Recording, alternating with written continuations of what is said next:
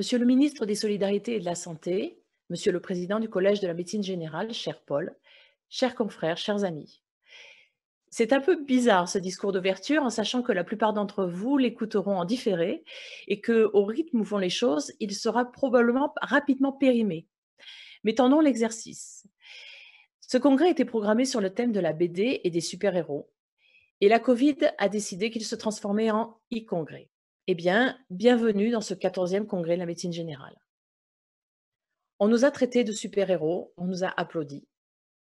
On a pris cher quand même, avec un manque de moyens, des recommandations qui changeaient tout le temps.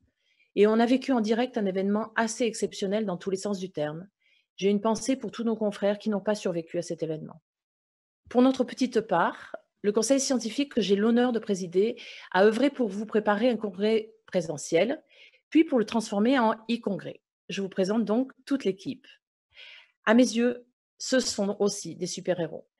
Certains ou certaines concilient familles nombreuses, recherche à Montréal, revue de la littérature hebdomadaire, blog, tweet, doctorat en tout genre, professorat. Nous n'avons pas été exempts de la lutte personnelle contre le virus, mais nous sommes tous là, vivants et en bonne santé. J'ai énormément d'admiration pour eux tous. Nous appartenons aux structures qui forment le collège, structures dans le soin, dans la recherche et dans la formation. J'ai passé une nouvelle année formidablement enrichissante à leur côté. Je les remercie chaleureusement de leur travail et de leur engagement. Au nom de tous, je remercie aussi l'agence Overcom et particulièrement Héloïse Charrier et Kittery L'Église, qui sont nos deux Superwoman et Wonder Woman, des appuis de tous les instants avec une redoutable efficacité et une organisation hors pair et qui nous accompagnent toujours dans nos demandes et avec le sourire. Tout le CS a eu l'ambition cette année de faire de ce congrès un congrès exigeant et de garder la même exigence pour le e-congrès. Alors, peut-être que vous connaissez les IG Nobel, c'est un prix parodique du prix Nobel qui est décerné chaque année à 10 recherches scientifiques qui paraissent insolites mais qui amènent secondairement à réfléchir. Et je voulais vous parler des Toulousains qui ont gagné les IG Nobel d'anatomie en étudiant la température des testicules de postiers et des chauffeurs de bus. Donc leurs travaux montrent que la température du testicule gauche est supérieure à celle du droit. Mais leurs travaux, même insolites, sont d'une très bonne tenue scientifique. Et les mois qui se sont écoulés depuis février ont été difficiles pour la communauté scientifique. Des études mal ficelées, des déclarations péremptoires, des données pipées. Je voulais absolument ici remercier tous les scientifiques et les vulgarisateurs de qualité, et en particulier certains tweetos qui ont œuvré pour rétablir un peu de vérité et rendre notre vie un petit peu plus facile. Alors, pas la leur, malheureusement, parce qu'ils ont été victimes d'attaques violentes, mais je remercie vraiment leur travail. Et je remercie aussi tous ceux qui ont travaillé pour CoronaClick au sein du collège. La science a besoin de recherche. Et je profite de l'occasion qui m'est donnée de vous parler pour relayer ici le communiqué de presse signé par l'ensemble des structures du collège, qui rappelle que la responsabilité de la recherche en soins primaires relève des universités et non pas des CHU, avec un financement fléché vers les projets et vers les acteurs concernés. Il ne faudrait pas que le virage ambulatoire tourne au dérapage. L'avantage du e-congrès, c'est que vous aurez tout le loisir de faire pause sur cette diapositive pour la lire en détail. Et puis Paul Frappé va certainement développer la question et nous espérons que Monsieur le ministre va nous répondre.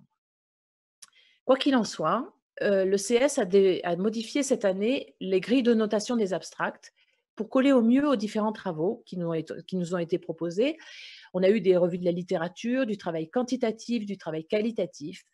Donc, vous qui entrez ici, qui venez écouter, partager, venez avec confiance. La confiance d'entendre des travaux de qualité, des études sérieuses reposant sur des preuves. Nous avons tout mis en œuvre pour que vous sortiez d'ici riche de nouvelles connaissances, de nouvelles interrogations sur notre discipline. Et le Conseil scientifique remercie tous ceux qui ont déposé un abstract, même s'ils n'ont pas été retenus cette année. Alors bien sûr, un bel abstract peut parfois ne pas donner le résultat espéré, entre le tract, les résultats pas à la hauteur.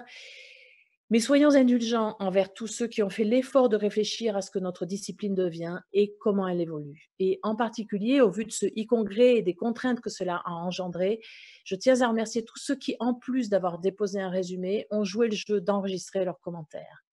Habituellement, lors d'un congrès, il faut choisir entre les sessions. Dans un congrès présentiel, on se débrouille afin que si vous êtes particulièrement intéressé par un thème, vous puissiez faire un parcours autour de ce thème. Par exemple, sur le congrès qui était prévu en mars, si vous vouliez discuter de votre façon de travailler, vous aviez 4 sessions qui appartenaient à ce thème, donc la coordination des soins, nouvelle collaboration, travailler en équipe et s'organiser sur les territoires. Et on les avait déplacés sur une journée pour que vous puissiez tout faire. Mais l'avantage du e-congrès, c'est que vous pourrez absolument tout voir, tout parcourir, puisque tout va rester en ligne jusqu'en décembre. Donc, je ne vous ai pas mis le programme ici, il est en ligne sur le site.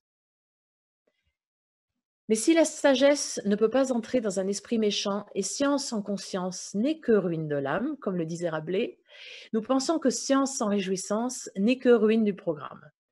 Donc prendre le temps d'un souffle, d'une parenthèse pour écouter d'autres professionnels, changer d'horizon tout en restant chez soi cette année, mais en prenant aussi du bon temps avec un nouvel escape game en ligne qui vous permettra de visiter les nouveaux locaux du Collège de la médecine générale.